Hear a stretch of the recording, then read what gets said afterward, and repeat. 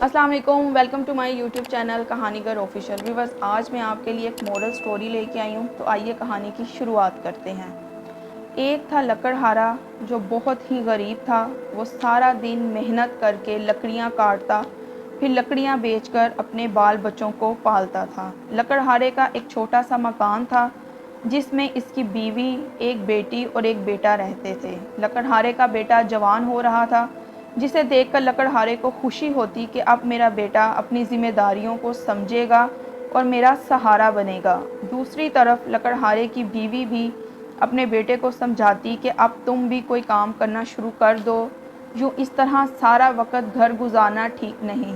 तुम्हारा बाप बूढ़ा हो रहा है और दिन ब दिन कमज़ोर होता जा रहा है। एक दिन लकड़हारे काम पर गया, लेकिन तबीयत ख़राब होने की वजह से वो काम ना कर पाया और जल्दी घर लौट आया। अगले दिन मामूल के मुताबिक लकड़हारे का बेटा उठा तो वो देखकर हैरान रह गया कि अब्बू आज काम पर नहीं गए और चारपाई पर लेटे हुए हैं। और उधर लकड़हारे को अपनी तबीयत के साथ अपनी बेटी की भी बड़ी फ़िक्र थी कि बड़ी हो गई है, 4 पैसे पास हों तो मैं इसकी शादी कर दूं।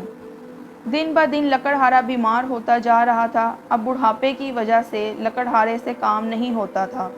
एक दिन इसने अपने बेटे नादिर को अपने पास बुलाया और कहा कि बेटा, अब मैं बूढ़ा हो गया हूँ, अब मेरे से लकड़ियाँ नहीं कटती और ना ही जंगल तक जाया जाता है। मेरे प्यारे बेटे, अब तुम बड़े हो गए हो और अब ये जिम्मेदारी तुम्हें ही संभालनी होगी।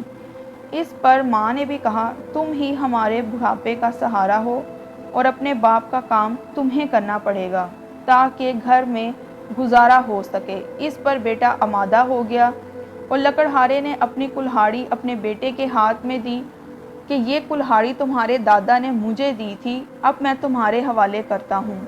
अगले दिन नादिर जब जंगल पर काम के लिए रवाना हुआ तो बाप ने जंगल के सारे रास्ते इसे समझा दिए, जिसे इसे काटने के लिए दरख्त आसानी से मिल जाएंगे। नादिर बाप के बताए हुए पते पर जंगल में पहुंच गया।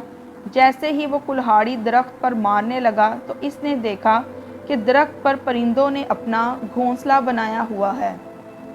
तो नादिर को ख्याल आया कि अगर मैंने ये दरख्त काट दिया तो परिंदों के घर टूट जाएंगे और ये अच्छी बात नहीं है। वो बग़ैर दरख्त काटे ही घर लौट आया और फिर बाप अपने बेटे का शिद्दत से इंतज़ार कर रहा था कि मेरा बेटा आज कमा के लाएगा। जब नादिर घर आया तो बाप ने पूछा, कैसा दिन रहा? तो नादिर ने सारी कहानी सुनाई।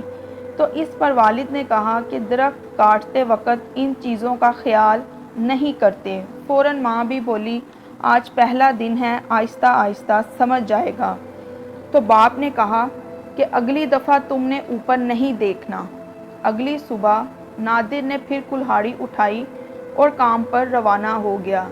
अब के बार इसने इरादा किया कि दरख्त काटते वक़्त ऊपर नहीं देखेगा, लेकिन जब इसने कुल्हाड़ी उठाई तो नीचे की शाखें काटूं, ताकि काटने ही लगा था कि इन शाखों पर फल और सब्जियां लगती थीं, जिनको गांव वाले पकाकर अपना गुजारा करते थे। नादिर को फिर इन लोगों का ख्याल आया।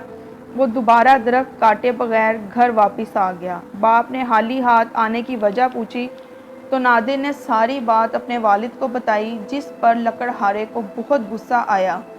फिर दरमियान में बीवी बोली, गुस्सा ना करें, बच्चा है, आहिस्ता आहिस्ता समझ जाएगा।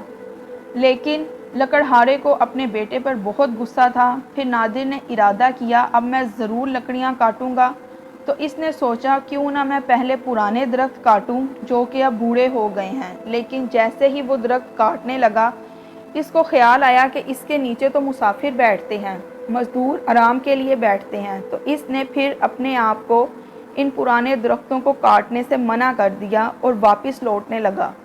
तो रास्ते में एक दरिया के किनारे चल रहा था तो इसे ख्याल आया कि ये कुल्हाड़ी मैं दरिया में फेंक देता हूँ, ना ये कुल्हाड़ी होगी ना ही मुझे दरख्त काटने पड़ेंगे। इसने कुल्हाड़ी को दरिया में फेंक दिया और अल्लाह ताला से दुआ की कि वो अपने वालिदैन का सहारा बनना चाहता है, लेकिन किसी का नुकसान करके फ़ायदा नहीं कर सकता। इसको रब ताला पर यकीन था कि कोई ना कोई रास्ता ज़रूर निकलेगा।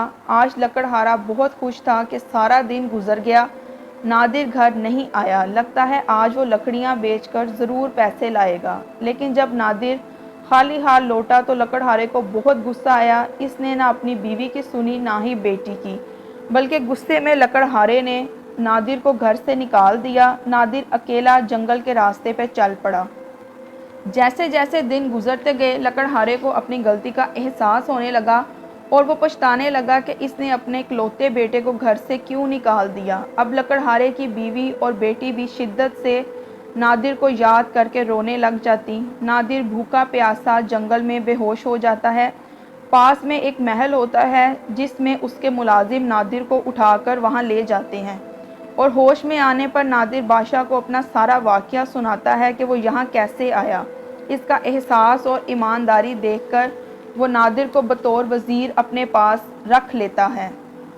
کچھ عرصے بعد لکڑہارے کے گھر ایک بہت بڑی کار آتی ہے جسے دیکھ کر سب حیران رہ جاتے ہیں، اور وہ لکڑہارا جب وجہ پوچھتا ہے آنے کی تو اس پر وہ لوگ کہتے ہیں کہ کسی گاؤں کا ایک بادشاہ آپ کو بلا رہا ہے۔ اس پر لکڑہارے، اس کی بیوی اور بیٹی بیٹھ جاتے ہیں۔ جب وہ محل میں پہنچتے ہیں تو وہ دیکھ کر حیران رہ جاتے ہیں کہ اتنا خوبصورت محل۔ پھر دوسری جانب آواز آتی ہے ابا جی، اماں جی، تو وہ دونوں نادر کو دیکھ کر حیران رہ جاتے ہیں کہ اس کے جسم پر بہت قیمتی اور نایاب لباس ہوتا ہے۔ پھر نادر نے اپنی ساری کہانی اپنے والدین کو سنائی، جس پر لکڑہارا بہت خوش ہوا اس کی ایمانداری اور اس کا احساس دیکھ کر۔ اب لکڑہارا، اس کی بیوی اور اس کی بہن نادر کے ساتھ اسی محل میں اکٹھے رہتے تھے اور ہنسی خوشی کے ساتھ زندگی بسر کرنے لگے۔